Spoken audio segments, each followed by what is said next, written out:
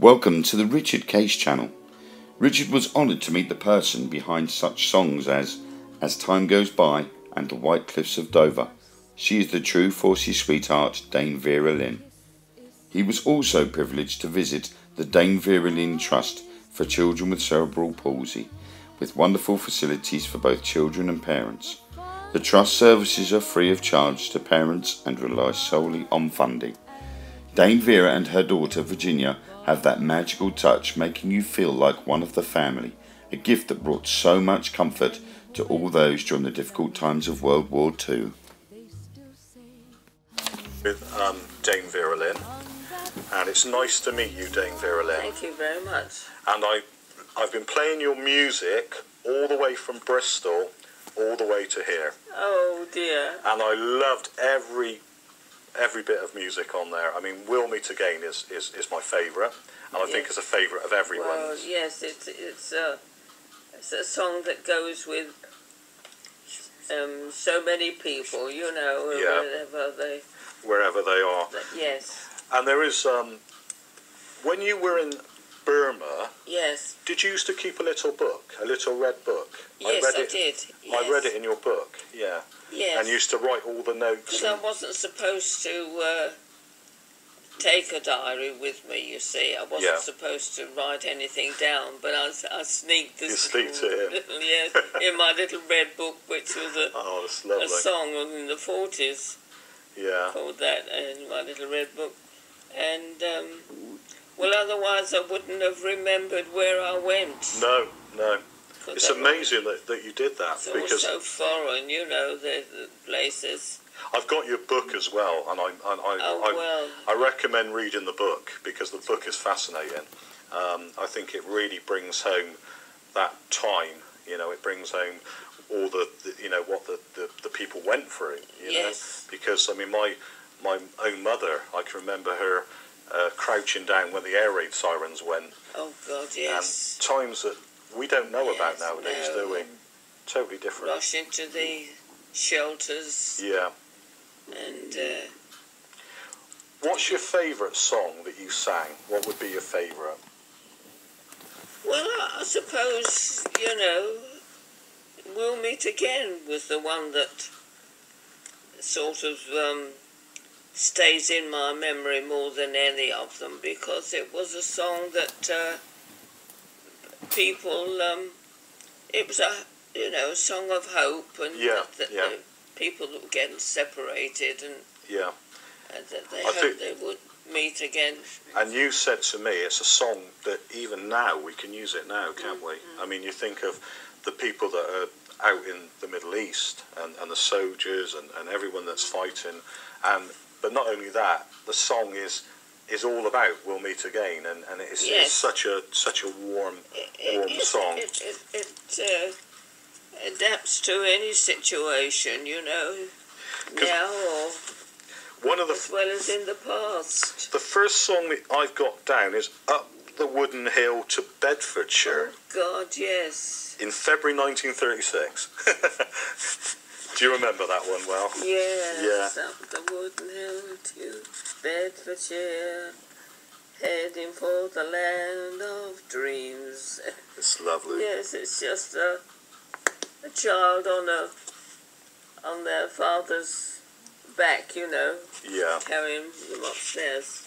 There's so many. I mean, if I look on here, I mean, I've looked. I mean, the White Cliffs of Dover.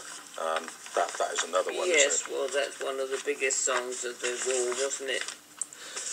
My favourite is A Nightingale Sang in Berkeley Square. I love that. Oh, yes. I love it. I play that, and it just takes me right back. And I didn't live in that time, but I think because I had older parents, I appreciated it more because my parents were in the war.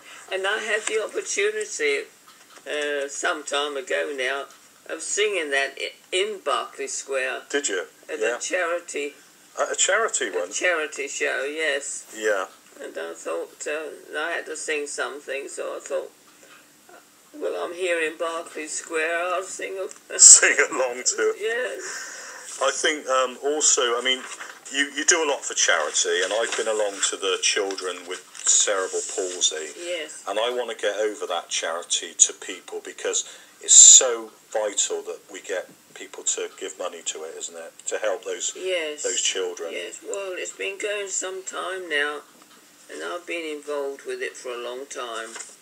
And, you know, it's just that you sometimes get attached to a charity, and you like to support it as much as you can. Well, when I went, I was very moved to see what they did there. Yes, it's wonderful what you can do, you know, with perseverance. What would you say? You were in Burma and all over when you saw the troops and everything. Is there any memory that really stands out, or that really? What, of the war years? Yeah.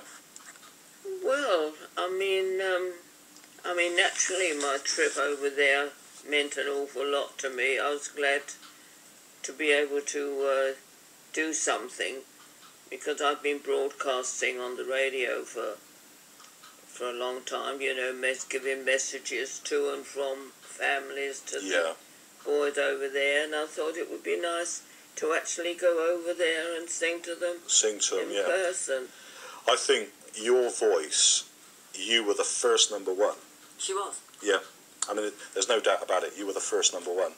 You were the top of the pops. You were the first one to bring the music. January the 8th, 1940. Yeah, first number one.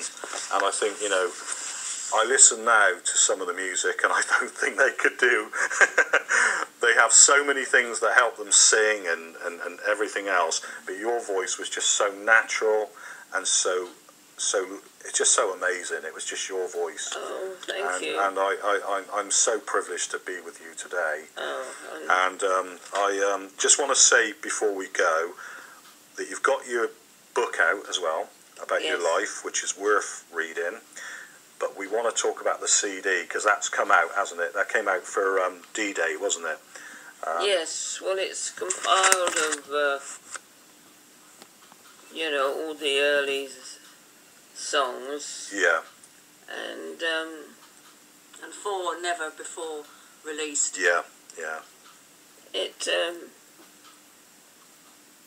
It contained so many songs that a lot of people will remember, and some they've never heard of, you know. But it's good that they can produce material from that time. It is. So that the young people have an opportunity, if they're interested, to listen to what the music was like in those days. In those days, yeah. Much more simple music, you know, and songs that you can remember. Because you were in a film as well, weren't you? You did do a film. I made 3 films. Yeah. We'll Meet Again, Rhythm Serenade, and what was the other one called? This something night. I've got it upstairs. Nice, something about a night. One exciting night. Yeah, one exciting night. Yeah. There's something about a night and one exciting night. Yes, which I quite enjoyed, because it was something different every day. That's it. It was lovely. I liked doing something that wasn't the same thing all the time. Exactly. Well, thank you ever so much for doing this interview with me, and I do recommend that people buy the CD, and also that they give to the children with cerebral palsy. Yes, it's a wonderful charity, and you know, we like to get as much publicity as we can, because so many people are not aware of the charity, or what the problem is. So if we can help it along and up for the children, it's wonderful. It's wonderful. Well, thank you. No, thank you for the opportunity of being able to plug it, as they say. That was a day that would remain a cherished moment in Richard's life. The conversation continued about Glenn Miller and the charity work, among all the topics, as well as viewing old photographs. On ending the meeting with such lovely ladies, the song We'll Meet Again would feature in Richard's farewell. Many thanks to Dame Vera Lynn and Virginia for their time.